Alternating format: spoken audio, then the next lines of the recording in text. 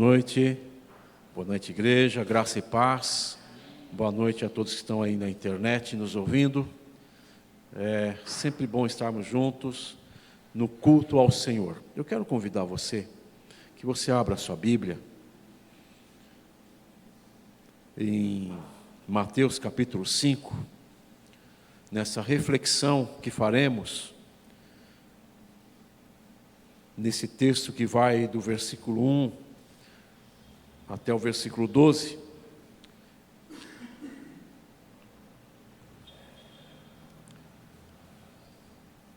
Mateus 5, do 1 ao 12, são 12 versículos. Nós não faremos a exposição de todos os 12 versículos, mas talvez, pelo menos o versículo 3, esse texto que começa aqui no capítulo 5, versículo 1 e vai até 7, capítulo 7, versículo 29, que é conhecido como o Sermão da Montanha, ou Sermão do Monte. Já foi objeto de nosso estudo na Escola Bíblica Dominical, talvez uns 2 ou 3 anos atrás, mas eu tenho revisitado uma vez mais esse texto, e quando eu sempre revisito, eu volto novamente para essa escritura, sinceramente, me sinto quebrado, porque é uma palavra que fala fortemente sobre nós mesmos e sobre o reino de Deus. Vamos ler todos. Eu estou usando a versão ARA, Almeida Revista Atualizada. Diz assim: vendo Jesus as multidões, subiu ao monte e, como se assentasse, aproximaram-se os seus discípulos. E ele passou a ensiná-los, dizendo: bem-aventurados os humildes de espírito, porque deles é o reino dos céus. Bem-aventurados os que choram, porque serão consolados. Bem-aventurados os mansos, porque herdarão a terra. Bem-aventurados os que têm fome e sede de justiça, porque serão fartos. Bem-aventurados os misericordiosos, porque alcançarão misericórdia. Bem-aventurados os limpos de coração, porque verão a Deus. Bem-aventurados os pacificadores, porque serão chamados filhos de Deus. Bem-aventurados os perseguidos por causa da justiça, porque deles é o reino dos céus. Bem-aventurados sois quando por minha causa vos injuriarem e vos perseguirem, e mentindo disserem todo mal contra vós. Regozijai-vos, exultai, porque é grande o vosso galardão nos céus, pois assim perseguiram aos profetas que viveram antes de vós. No Sermão da Montanha, quando eu cheguei aqui na igreja, eu observei que aqui está bem iluminado, né? É uma impressão minha, está forte a luz, né? Se estivéssemos em meio ao verão, nós talvez tivéssemos aqui aqueles bichinhos voando ao redor da lâmpada, não é verdade? E vocês podem perceber que esses bichinhos, quando eles voam ao redor da lâmpada, o que acontece com eles? Eles caem e morrem. O calor emanado pela luz forte, eles vão caindo e vão morrendo. A palavra de Deus, e essa palavra, o Sermão do Monte, ele tem mais ou menos o mesmo impacto sobre a vida do homem. Ela é uma luz forte. A santidade de Deus é clara, é alva, é límpida, é uma luz forte, e é também um calor tremendo. E esse calor faz com que nada que seja artificial permaneça. Qualquer tipo de fingimento, de religiosidade, facilmente se evapora. Se for uma maquiagem, por mais que seja uma maquiagem muito bem feita, a luz forte, essa maquiagem ela se derrete. Não há fingimento que se comporte diante da luz do Senhor. Para mim, essa é a impressão que me toca a alma quando eu novamente leio as boas aventuranças, as bem-aventuranças, e todo esse sermão do monte que vai trazendo temas tão próprios para nós. Por que é tão importante para o crente em Jesus sempre voltar a refletir sobre o Sermão do Monte? Olha, esse Sermão do Monte, talvez nós tenhamos, no mínimo aí, milhares e milhares de artigos escritos, livros. Como falei, nós já estudamos essa passagem em escola bíblica dominical, mas por que é tão importante nós voltarmos? Esse texto que lemos, ele está intimamente ligado ao texto imediatamente anterior, capítulo 4, versículo 23, que diz que percorria Jesus toda a Galileia. Ele percorria toda a Galileia, ensinando nas sinagogas e pregando o evangelho do reino e curando toda sorte de doenças e enfermidades entre o povo. E diz o versículo 24 que a sua fama correu por toda a Síria. A fama de Jesus, ela atingiu para além dos limites fronteiriços de Israel, foi parar em terras estrangeiras. Então diz o texto que eles traziam então os doentes, acometidos de várias enfermidades e tormentos, e traziam os endemoniados, e traziam os lunáticos e os paralíticos, e ele os curou a todos.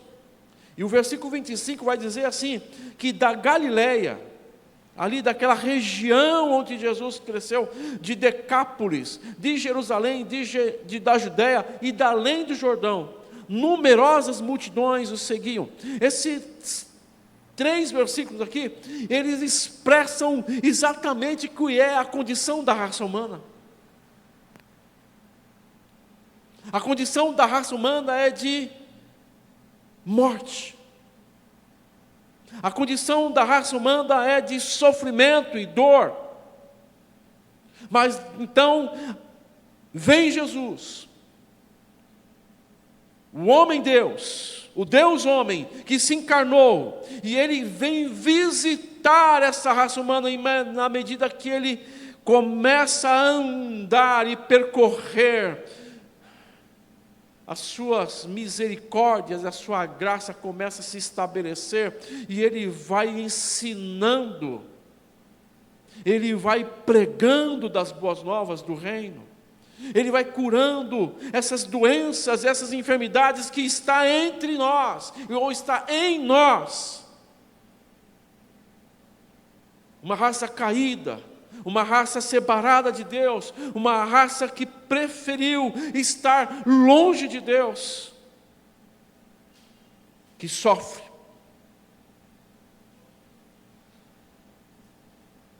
Então, vendo Jesus as multidões, então ele vai e sobe ao monte, e ele se senta para proferir um dos discursos mais célebres e mais lindos, que é o sermão da montanha, ou o sermão do monte. E aqui nesse sermão do monte nós vamos ver uma expressão chamada reino dos céus. Se do Mateus 4, 23 a 25, nós vemos o reino das trevas e o Filho do Homem andando no meio do reino das trevas, desfazendo as obras do diabo. Já em Mateus 5, ele se assenta para falar do reino dos céus, que é a mesma coisa que é o reino de Deus. Mateus, por ser um escritor judeu, e os judeus têm tanto temor a Deus, que até quando eles têm tanto temor a Deus, que preferem não escrever a palavra Deus, então eles procuram um outro termo que possa se relacionar com Deus. Então Mateus ele vai usar a expressão reino dos céus. E que é o reino dos céus? O que será o reino dos céus? Será que é um país a qual nós possamos pegar o passaporte e pegar o avião e descer lá na capital desse reino e viver lá para sempre? Onde fica esse reino? Como alcançar esse reino? Como fazer parte desse reino? Porque se há o reino das trevas, e também há o reino dos céus, se eu fizer a pergunta agora, nesse instante, aonde você prefere estar? Você prefere estar no reino da morte ou no reino dos céus? E por mais que você não conheça ou não tenha conhecido a Deus, você vai falar, não, eu quero estar no reino dos céus. Como chegar no reino dos céus? O que é o reino dos céus? Marcos capítulo 9, versículo 45. Ele vai falar assim, Jesus vai falar assim, olha, pessoal, se o teu pé te faz tropeçar, corta-o. É melhor entrares na vida aleijado, do que tendo os dois pés seres lançado no inferno, onde não lhes morre o verme, nem o fogo se apaga. E o versículo 47 diz assim, e se um dos teus olhos te faz tropeçar, arranca-o. É melhor entrares no reino de Deus com um só dos teus olhos, do que tendo os dois e seres lançado no inferno. Me parece claramente que as Escrituras nos ensinam que o reino dos céus é a vida e a vida eterna. É a vida abundante que esse Cristo maravilhoso começou a pregar e anunciar, o que nós chamamos de evangelho ou boas novas. É esse tipo de ação que teremos agora nesse próximo sábado, em que a igreja estará distribuída com o ministério infantil, adolescentes, jovens, nas praças, em frente ao metrô, em vários lugares, irmãos que estarão aqui, de alguma forma, se articulando, para quê? Para pregar o evangelho, para anunciar as boas novas. E esse reino não é um lugar, não é um tempo, não é um lugar no tempo ou na história, mas é um reino dinâmico. E diz as Escrituras, e o Senhor Jesus diz, esse reino, ele já veio e ele está em vós. Esse reino está em nós. E como é que nós entramos então neste reino? Nós entramos exclusivamente pela graça de Deus, pela salvação do Senhor.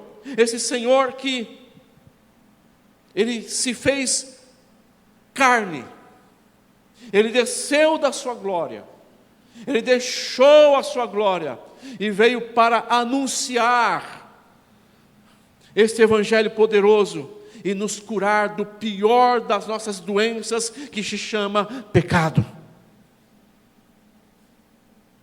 Se nós tivéssemos aqui nessa noite, talvez, uma campanha aí de curas e milagres divinos, talvez esses bancos não estariam aqui todos vazios na sua grande maioria.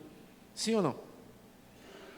Se tivéssemos aqui anunciado que iríamos fazer uma oração forte e faremos aqui um corredor com 318 pastores, não sei onde arrumar na convenção, né? Na convenção, acho que na Associação Norte não temos 318 pastores, não é? Mas talvez essa igreja estivesse abarrotada de gente. É por isso muitas vezes que diz as Escrituras que multidões seguiam o Senhor. As multidões querem cura. As multidões querem que o seu sofrimento ele seja de uma certa forma aliviado. As multidões querem que os seus tormentos sejam retirados de sobre si. Elas querem se ver livres dos seus demônios. Elas querem se ver livres para andar livremente e ter vida e vida abundante. Mas aí o Senhor, vendo as multidões, Ele se assenta no monte. Então Ele começa a dizer qual é as características deste reino. Quais são as características desse reino?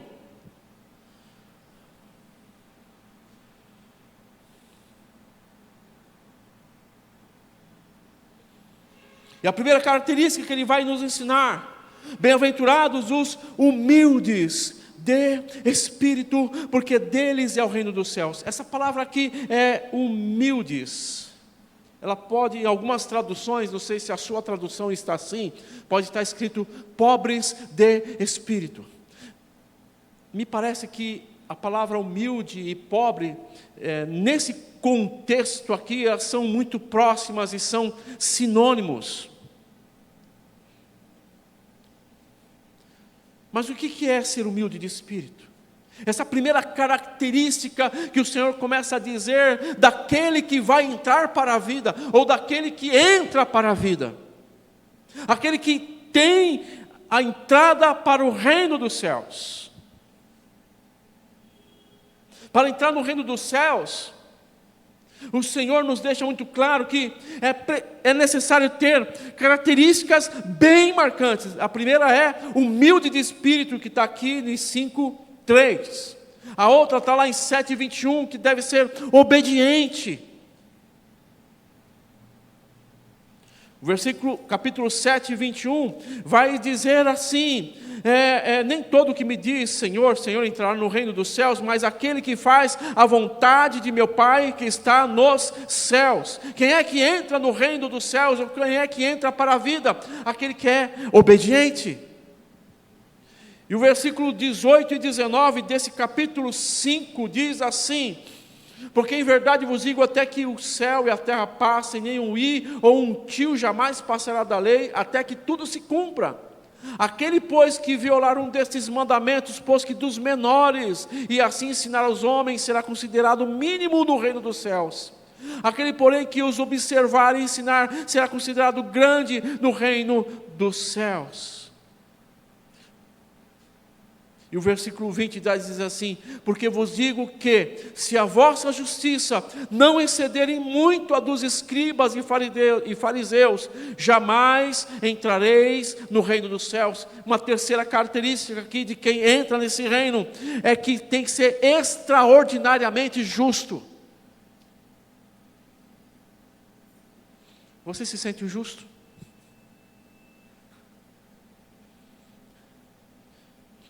Diz as Escrituras que a nossa justiça é como trapo de imundícia.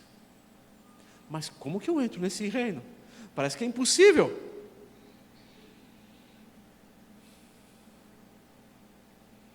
Vamos nos voltar para a humildade. Humildade não é falta de dinheiro. Humildade não é privação de recursos financeiros. Humildade não é você ser privado das coisas materiais.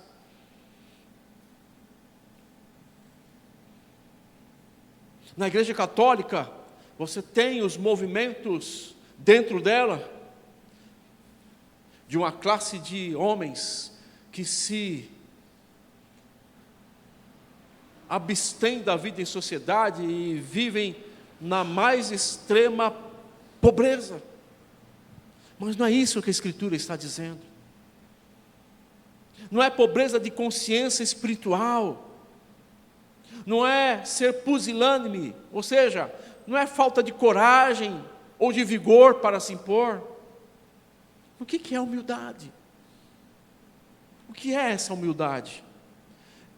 Provérbios 16:19, se você puder abrir a sua Bíblia. Provérbios 16:19.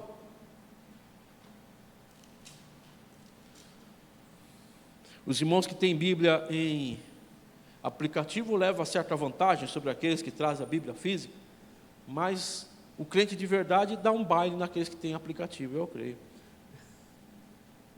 O versículo 19 do capítulo 16 de Provérbios diz assim: melhor é ser humilde de espírito com os humildes do que repartir o despojo com os soberbos.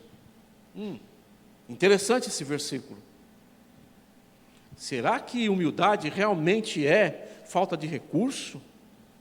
Será que realmente a pobreza é significativo de humildade? Mas Isaías 57, aí você vai um pouquinho para frente, Isaías 57, nós vamos ler o versículo 15.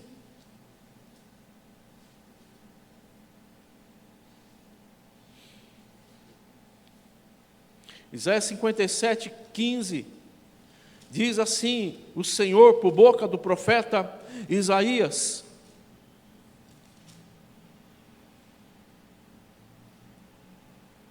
57:15. Porque assim diz o alto, o sublime, que habita a eternidade, o qual tem o nome de santo. Como é que eu comecei o sermão de agora? Da luz. Quem é que pode penetrar nessa luz? Quem é que pode chegar perto dessa luz? Pedro fala dessa luz intangível, imarcessível, essa santidade de Deus, e fala assim: quem? Porque assim diz o alto, o sublime, que habita a eternidade, o qual tem um nome santo. Ele fala assim: habito no alto e santo lugar. Onde é que ele habita? No alto e santo lugar.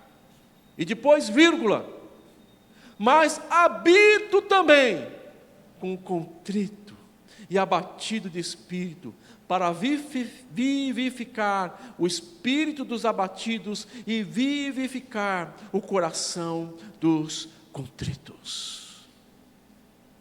Parece que Isaías está nos dando aqui uma indicação do que é humildade.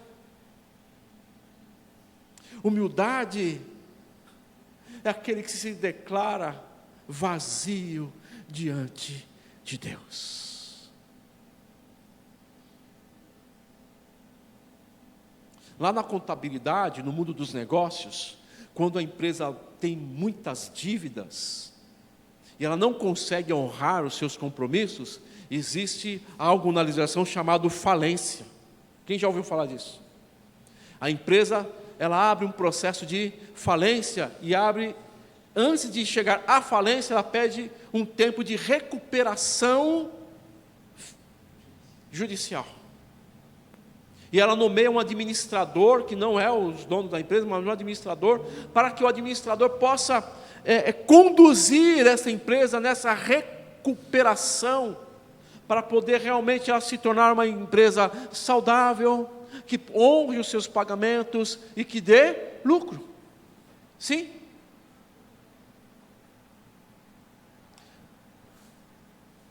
Como é que nós nos apresentamos diante de Deus?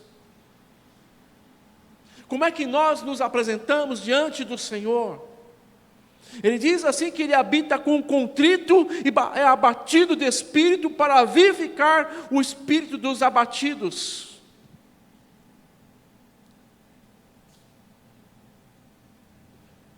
Eu chego na resposta aqui, aquele que se declara falido espiritualmente: Senhor, eu me apresento diante de Ti falido, eu não tenho nada, eu não posso Te dar nada, eu só sou eu mesmo, com a minha consciência, com o meu pecado, eu sei quem eu sou pecador, mas eu preciso de Ti. Mas você pode perguntar: mas quem é que vai fazer diferente disso? Jesus estava falando sobre oração. Ele falou sobre oração também aqui no Sermão do Monte. E ele fala que lá no templo havia duas pessoas. Um era um sacerdote. Você imagina o que é um sacerdote? Ele conhece toda a palavra, sim? Ele conhece a palavra de Deus.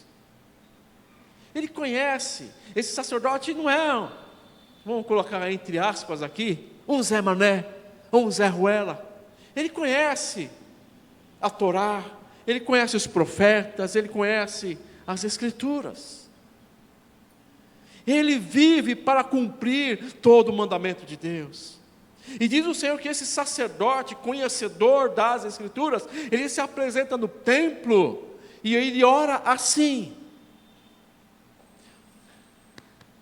dou-te graça, Senhor, porque eu cumpri os teus mandamentos. Dou-te graça porque eu cumpri a tua palavra. Eu não sou como esse pecador aí, que nem sabe os 10 mandamentos. Mas eu, Senhor, eu sou bom. E Jesus fala, depois Jesus vai e fala daquele pecador que está lá no canto. E aquele pecador, ele bate no peito. E bater no peito na cultura judia é uma autodeclaração, é uma declaração forte. E ele está dizendo para Deus: Senhor, tem misericórdia de mim, porque eu sou um pecador. E Jesus vai perguntar para a sua plateia, e vai perguntar assim: quem saiu justificado? Quem foi que foi justificado? Será que foi o sacerdote? E Jesus fala: não, quem saiu justificado foi aquele, no italiano, poveretto, aquele pobre de espírito que se declarou falido diante de Deus. Ser humilde diante de Deus vai impactar as nossas orações. Ser humilde diante de Deus vai impactar a forma como nós nos apresentamos diante de Deus.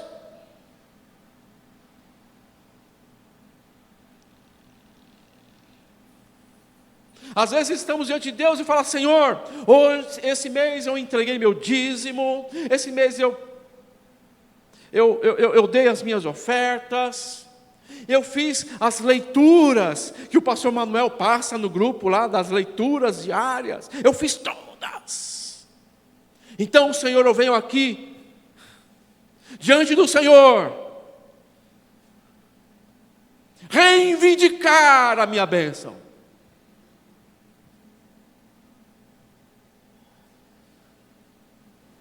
Ou um coração cheio de ansiedade, quando abre a boca para orar e fala: Senhor, olha para mim, eu preciso pagar as minhas dívidas, eu preciso de cura, eu preciso comprar os meus remédios, Senhor, manda esse socorro logo. E aquele coração cheio de ansiedade pelo aqui e pelo agora, ele vai...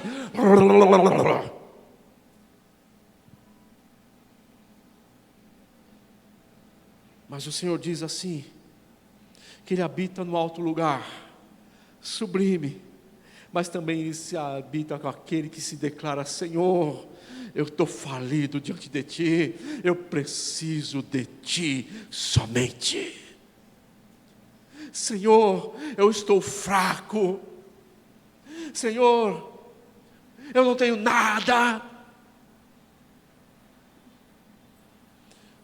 Mesmo que eu tivesse muito dinheiro, eu não podia confiar nele. Senhor, porque eu sou um falido, sem a Tua graça não dá. Isso aí chama-se esvaziamento.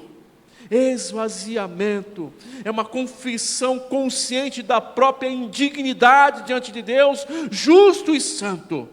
Agora abra comigo a Isaías 66, 2.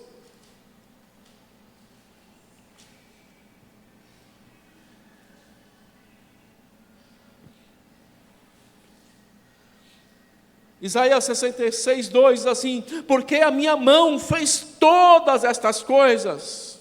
Que coisas que Ele fez? Ele fez tudo.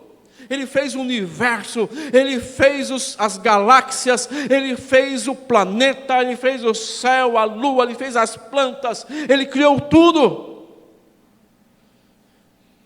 Porque a minha mão fez todas essas coisas, e todas vieram a existir, diz o Senhor. E ele colocou aqui, o profeta coloca assim: mas o homem para quem olharei é este. O que está escrito aí?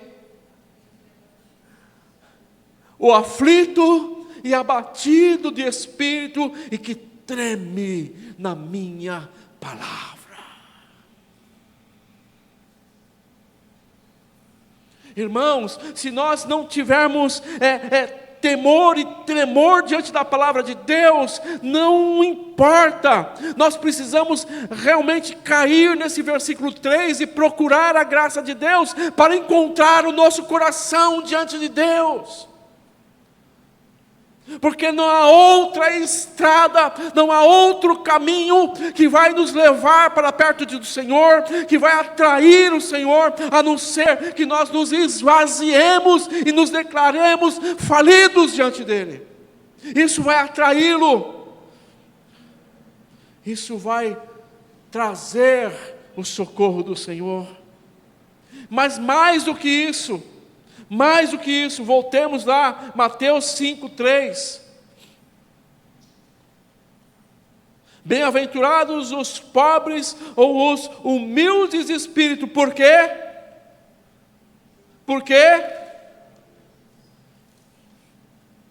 Vocês almoçaram hoje? Porque deles é o reino dos céus. Porque deles é o reino dos céus.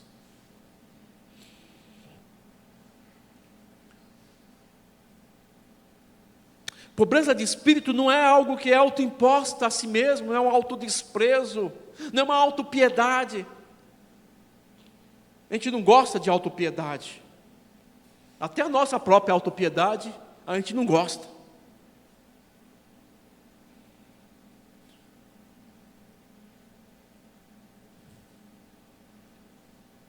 Mas antes é um esvaziamento. E você vai dizer: mas, pastor, isso é impossível.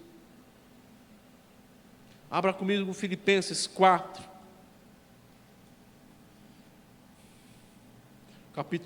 Filipenses 2, perdão. Filipenses capítulo 2.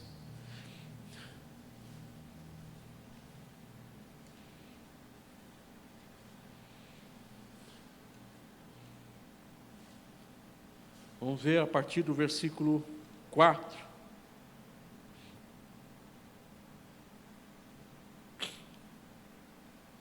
Não tenha cada um em vista o que é propriamente seu, senão também cada qual o que é dos outros.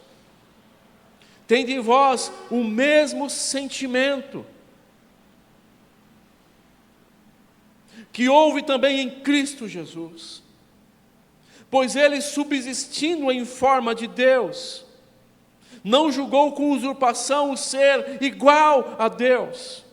Antes a si mesmo se esvaziou, assumindo a forma de servo, tornando-se em semelhança de homem e reconhecido em figura humana. A si mesmo se humilhou, tornando-se obediente até a morte e morte de cruz. Nós queremos tanto ter cristãos Porsche. Sabe cristão Porsche? Você sabe o que é um Porsche? Aquele carrinho que vai de 0 a 100 em 2,6 segundos. Daquele amarelo Ferrari. Daquele couro maravilhoso. Queremos ser cristão Porsche.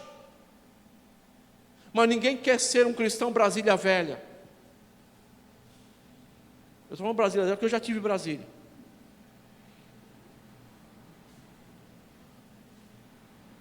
Ninguém quer ser uma Brasília, mesmo que seja com 2 carburadores, ano 81. Todo mundo quer ser super, hiper, mega crente. Mas para entrar no reino, é preciso se esvaziar. E o exemplo que é nos dado é o exemplo do próprio Cristo, que Ele se esvaziou a si mesmo. Ele se humilhou até a morte, e não foi qualquer morte, foi morte de cruz. E não é à toa que ele mesmo vai dizer: se alguém quer seguir-me, tome a sua cruz e me siga. Não há glorificação sem cruz. Não há exaltação sem humilhação.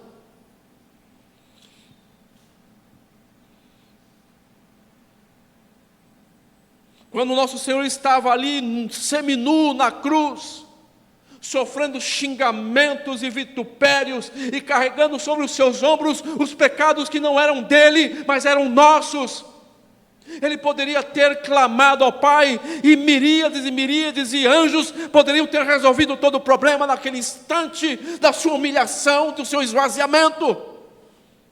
Mas ele foi obediente. Para entrar no reino, nós precisamos ser obedientes. E a obediência necessariamente vai ser que você tenha que sacrificar o teu ego na cruz. Eu e você, pregados na cruz com Cristo, nos esvaziando de nós mesmos também.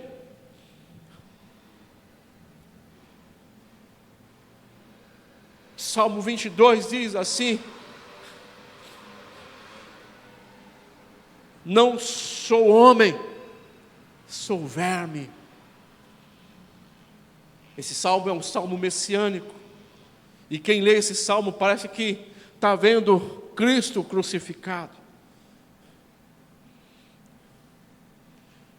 A própria palavra diz, e ele dizendo do próprio Cristo: não sou homem, eu sou verme.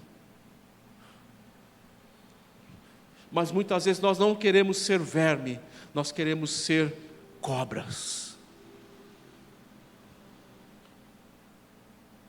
Queremos ser serpentes. Porque serpente tem vontade própria. Serpente é sagaz.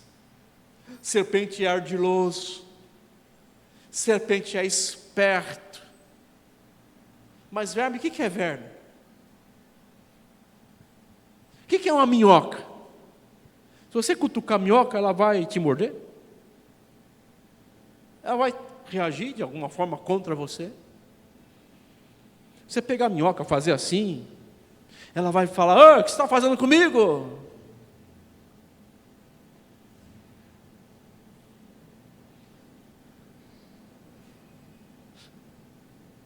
Parênteses aqui.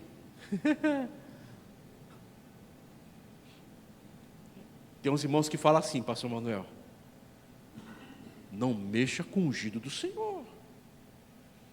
Você está mexendo comigo? Você sabe quem eu sou? Eu sou servo do Deus Altíssimo. E ainda estufa o peito: Altíssimo.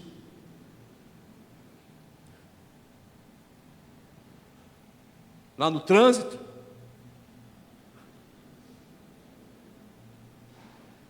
não é minhoca, é cobra.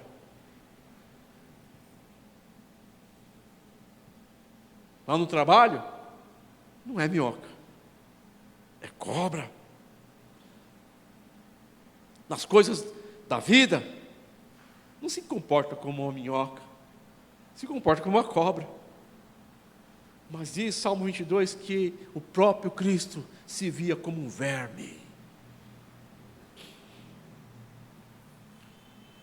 Você pode pisar no verme, ela vai morrer sem o pio, sem uma súmula de nota contra a injustiça que está sendo feita a ela.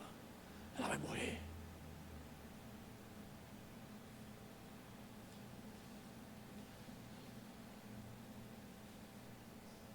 O caminho da humildade necessariamente passa pela cruz.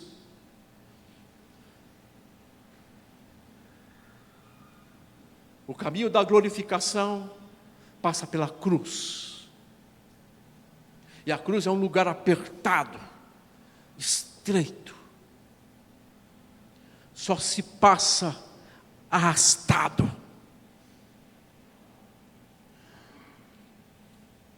Só tem um mínimo espaço. E ali não se passa nem de pé e nem de joelho. Se passa arrastado.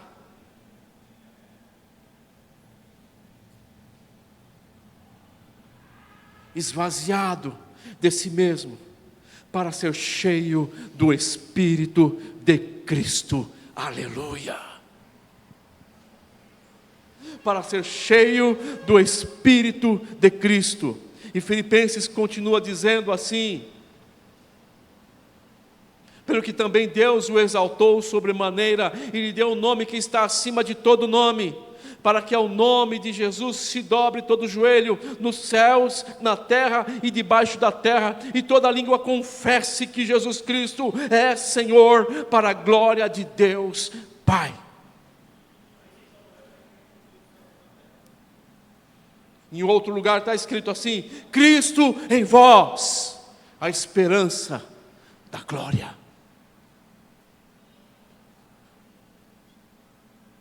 Já vamos terminando. Eu quero que você abra comigo para terminarmos na primeira carta de Pedro.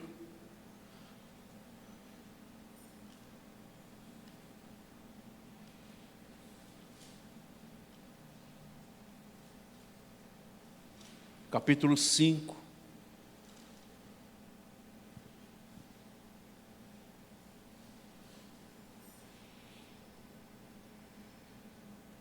Capítulo 5, vamos ler a partir do versículo 5. Rogo igualmente aos jovens, sede submisso aos que são mais velhos. Outros sim, no trato de uns com os outros. Cingi-vos todos de humildade. Porque Deus resiste aos soberbos, contudo, aos humildes concede a sua graça. Versículo 6. Humilhai-vos, portanto, sob a poderosa mão de Deus, para que Ele, em tempo oportuno, vos exalte, lançando sobre Ele toda a vossa, porque Ele tem cuidado de vós. Sede sóbrios e vigilantes. O diabo, vosso adversário, anda em derredor. Sede sóbrios e... Lá no Sermão do Monte o Senhor vai nos ensinar uma coisa. Sede simples como as pombas e astuto como as serpentes. Contra o mal, temos que ser astutos, vigilantes. Mas para o bem, temos que ser como pombos. Porque o diabo, vosso adversário, ele anda em derredor como um leão que ruge procurando alguém para devorar. Resistir-lhe firmes na fé, certo de que sofrimentos iguais aos vossos estão se cumprindo na vossa irmandade, espalhada pelo mundo. Ora, versículo 10, o Deus de toda graça, que em Cristo vos chamou à sua eterna glória, reino dos céus, depois de terdes sofrido por um pouco de tempo, Ele mesmo vos há de aperfeiçoar, firmar, fortificar e fundamentar. A Ele seja o domínio pelos séculos dos séculos. Amém.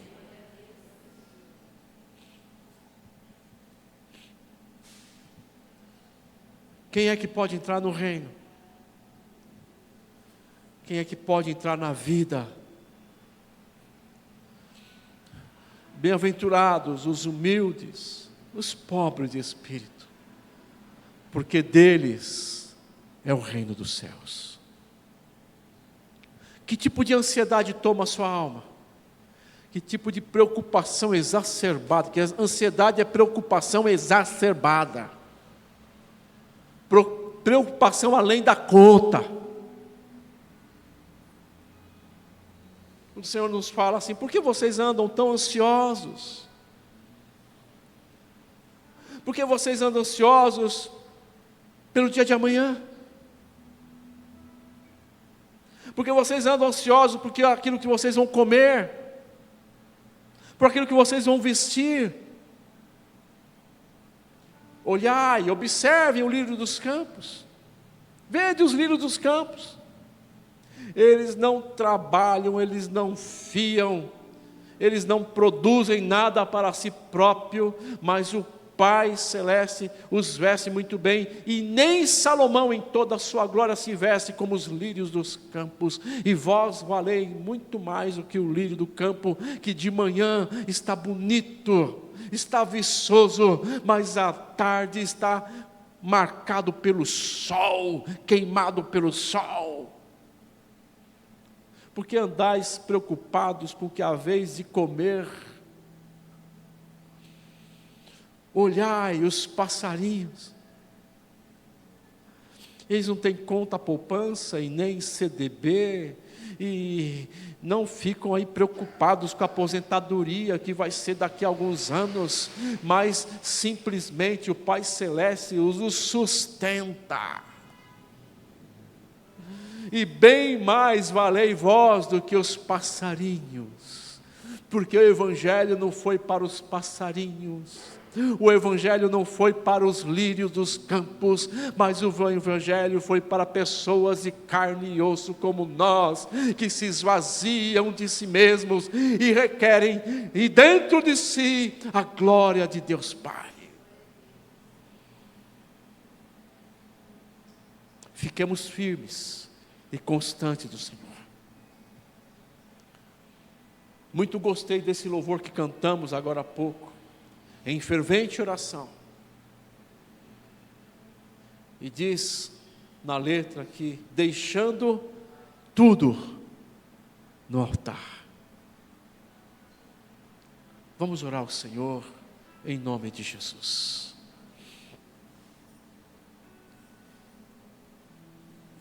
Senhor,